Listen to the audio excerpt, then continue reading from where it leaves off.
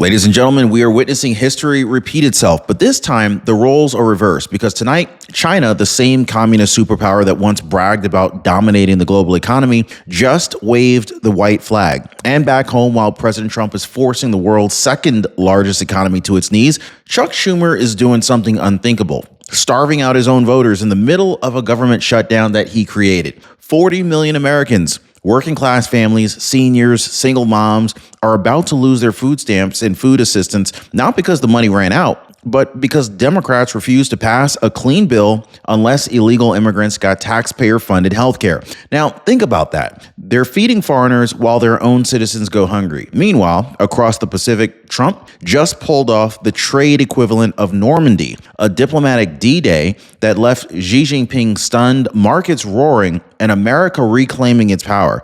China blinked, tariffs frozen, a new framework signed, and the message is crystal clear. When Trump's at the table, America doesn't negotiate from weakness.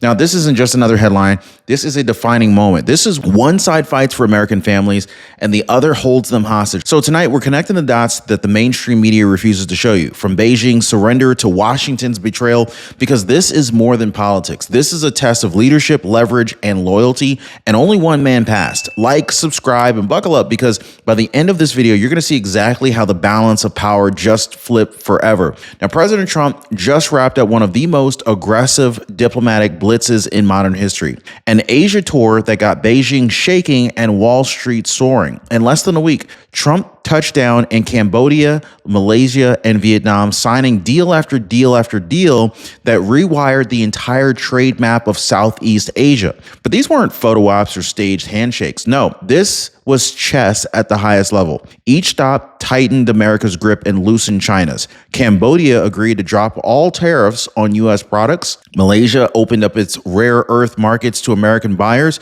Vietnam signed a mutual benefit pact that links its exports directly to U.S. defense manufacturing. Trump didn't come as a guest. He came as the architect of a new order. So while previous administrations begged Beijing for access, Trump built alliances around them. And this is what rattled the global elite the most. He didn't isolate America, he isolated China. Now, for decades, China believed that it held the world hostage through its monopoly on rare earth minerals, the minerals that power everything from smartphones to fighter jets. Now, at one point, they refined nearly 90% of global supply, and they were using this control like a loaded gun aimed at the West. But when Beijing threatened to restrict exports this summer, Trump called their bluff hard. Within weeks, new deals were inked across Southeast Asia, Australia, and even parts of Africa to expand alternative refining networks. The message was unmistakable. America no longer dances to China's tune. Beijing expected panic, but what they got was defiance. The moment that China realized its leverage was collapsing was when the global markets stopped reacting to its threats. Manufacturers began resourcing, governments started investing in non-Chinese facilities, and Beijing suddenly faced an irreversible truth. If they weaponized trade, they would lose it forever. Trump turned their hard asset into a soft liability, and this is when China finally blinked. Then came the headline that sent shockwaves around the globe. China folded. After months of threats, tariffs, and chest pounding, Beijing quietly agreed to a long-term trade framework with the United States just days before President Trump's scheduled meeting with Xi Jinping in Seoul. Now, the 100% tariffs that were supposed to slam Chinese imports deferred, the export restrictions that were meant to cripple U.S. tech withdrawn. The mainstream media tried to spin it as a mutual compromise, but everyone paying attention knows the truth. This was an economic surrender dressed in diplomatic language. China's economy was moving very slowly. Its currency was falling, factories were closing, investors were fleeing. They couldn't afford another round of Trump tariffs. So Xi Jinping did what no Chinese leader wanted to do. He blinked. And Trump, standing tall on the global stage, didn't gloat. He doubled down. He made it clear that America was back in charge, and this time the world noticed. So now this isn't some victory for traders on Wall Street or CEOs in corner offices. This is a huge win for every single American family, because when China folds, you feel it at the grocery store, at the gas pump, and at the checkout counter. I mean, look around. Prices are finally falling. Walmart announced Thanksgiving prices rolled back to 2019 levels. Guys, Walmart, seriously? Gas is cheaper. Food inflation has cooled off. Eggs that were $5 a carton last year, they're like $2 today. That's not coincidence. That is confidence. When businesses believe in stability, they hire more. They expand, they pay better wages. That's the power of trade peace built on strength, not surrender. So while Trump was sealing deals that cut costs for American households, Democrats in Washington were busy manufacturing chaos, shutting down the very programs that their voters depend on. So as China bows and the markets breathe, Washington burns, and the divide between results and rhetoric has never been clearer. Now back home, while Trump was forcing peace through power overseas, Washington was doing what it does best, fighting itself. As of October 29th, 2025, we're in day 28 of a full-blown government shutdown, not because the money isn't there, but because America cannot afford to operate, but because Democrats in the Senate refused to fund the government unless illegal immigrants were guaranteed taxpayer-funded health care. You heard that right, guys, by the way. The same party that claims to fight for the little guy is holding up paychecks for TSA agents, air traffic controllers, and soldiers over a fringe demand that doesn't help a single American citizen anyway. Meanwhile, the House already passed a clean resolution to keep things running. Republicans backed it. Even a few moderate Democrats crossed over. But Chuck Schumer, he's dug in, turning politics into punishment. So while President Trump's signing trade deals abroad, families here are bracing for unpaid bills, stalled benefits, and another round of political theater here at home. Now, here's the problem with Medicare. Your plan might look fine now, but next year it could explode with higher costs or possibly even lost doctors. This is why I partner with Chapter, folks. They defuse the time bomb by reviewing your Medicare coverage before it blows up. Now, one of our viewers, she said, I had no idea my Medicare plan was changing until Chapter warned me about it. So let me ask you, are you going to wait for the explosion, or are you going to do what most people already are and diffuse it early? Now, most people, they're dialing the phone number right there at the bottom of the screen, or they're visiting askchapter.org/Ron. And that phone number again is 909-563-8279. Oh, and hey, listen, these aren't just empty words. Here's what real people have said about their experience. So one person said, Chapter is the best for Social Security. I will not use anyone else. Lewis Lyon said, thank you, Ron. Chapter found me a better plan, and thank you, Chapter. I mean, your plan can change without any warning. So don't wait. Call today before the system changes on you. So here's where the human toll hits like a freight train. 42 million Americans rely on SNAP, the Supplemental Nutrition Assistance Program, to put food on the table. Single parents, seniors, disabled veterans. But by November 1st, those benefits will run dry if this shutdown continues. Not because funds vanished, but because Senate Democrats chose politics over people. Now think about that for a second, okay? The party that depends on working class voters is now starving its own base. Now, according to CBS News, the Agricultural Department has already warned states that the program's emergency reserves are almost gone. This means millions could wake up next week with no food, no food card reloads, no government safety net, no answers. Now, here's the kicker.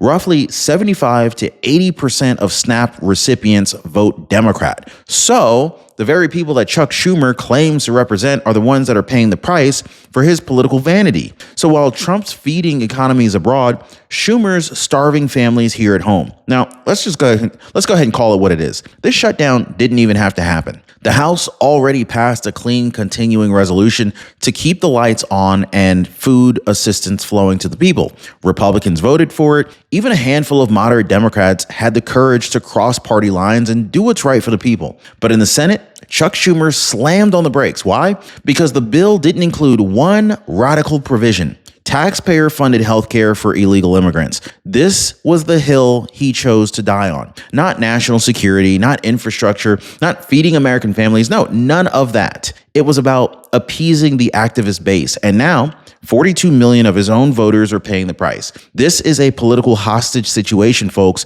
This one side fighting for American citizens, the other fighting for headlines. And Chuck Schumer, he's about to learn that starving your own base to win Twitter applause isn't strategy. It is suicide. Now, here's the difference between power and the illusion of it. Trump understands leverage and Schumer just doesn't. Trump threatened tariffs, signed deals, built alliances, and forced China to back down without firing a single shot. That is real power. That's credibility right there for you guys. And of course, that's follow through. Now, Chuck Schumer, on the other hand, thought he could use the same tactic here at home. Hold the government hostage, blame Trump, and come out looking like the defender of democracy. But it backfired spectacularly because leverage without credibility is absolutely nothing. It's worthless. You can't bluff the American people when they're the ones that are paying the price. And now Schumer's approval is collapsing. Moderates in his own party are breaking ranks, and even CNN can't even spin it anymore. The public sees it. The polls are showing it. Trump's approval has gone up during the shutdown and not down. That is the price of credibility. One man delivered results abroad. The other delivered excuses here at home, and America knows the difference. So while Democrats grandstand in the Senate, the real world fallout is accelerating. The Pentagon just confirmed that they've only got enough cash to make one more military payroll. Now, after that, crickets. Air traffic controllers and TSA agents are showing up to work without pay. Airports are backing up, and travelers are starting to feel it. Federal workers, hundreds of thousands of them, by the way, are watching their bills pile up while DC politicians play political chicken. Oh, and it doesn't stop there, guys. When those families stop spending, the ripple spreads. Local restaurants, small businesses, mom and pop stores start losing income. Economic confidence takes a hit. And what happens next? Job cuts, missed payments, and delayed projects. But here's the irony. Trump's trade victories are literally stabilizing global markets, while Chuck Schumer's shutdown, it's destabilizing America's own economy. Two men, two strategies. One builds prosperity through strength, but the other is manufacturing pain for political theater. And now it's not just voters that are watching. This is history that is keeping score. So I want to zoom out just for a second, because what just happened with China isn't some isolated trade spat. This is a geopolitical earthquake. For decades, China's leverage came from rare earth minerals. You know, those elements that the world needs for technology, EVs, and defense systems. By threatening to choke off exports, they thought that they could corner America. But Trump flipped the script. And so now Malaysia, Vietnam, and Australia, they're ramping up production. U.S. companies are shifting supply chains, investing in new refining facilities, and they're cutting Beijing completely out of the equation. Even Japan and India are joining the effort. The result? Well, this isn't just an economic win. This is a strategic one. For the first time in decades, the balance of power in Asia is tilting back toward American allies. Trump didn't just negotiate a deal. He redefined the battlefield. And Xi Jinping knows that. This is why Beijing rushed to the table. Because once the world realized that it didn't need China, Xi Jinping and China just lost everything. Now, all eyes are turning to Seoul, where President Trump and Xi Jinping are expected to meet face-to-face within days. The stakes? Massive. For Trump, this is about locking in the America First framework that he's been building across Asia. For Xi, it's about damage control, saving face after weeks of economic threat. Insiders are calling it the most high-stakes meeting since Reagan met Gorbachev. Now, the buzz is that China will offer deeper market access, relax export limits, and agree to new verification measures on critical goods. But the White House isn't celebrating yet. They're verifying everything. Because President Trump already knows the game. Beijing signs big, then drags its feet. And this time, he's not giving them the chance. As one senior advisor put it, we're negotiating from strength now, not dependence. And that is what has the globalists terrified. The realization that America's comeback isn't a slogan anymore. This is policy, and it's working. So what does all this mean for you? Well, the average American trying to keep food on the table, pay bills, and build a future, well, what it means is leadership matters. It means results matter, because while one man's diplomacy just lowered your grocery bill, another man's arrogance is threatening to take food off your plate. We're watching two Americas unfold. One is led by action. The other is paralyzed by ideology. And every shutdown, every trade deal, every dollar in your wallet comes down to who holds the leverage and who uses it for the people. So ask yourself, who's fighting for you? Who is putting America first, and who is putting politics first? Because the next few weeks, this will decide if we keep winning or if we go back to losing. Now, if you believe in results over excuses, in leadership over chaos, then don't just watch. Share this message, like, subscribe, and stay alert, folks, because America's awakening has just begun.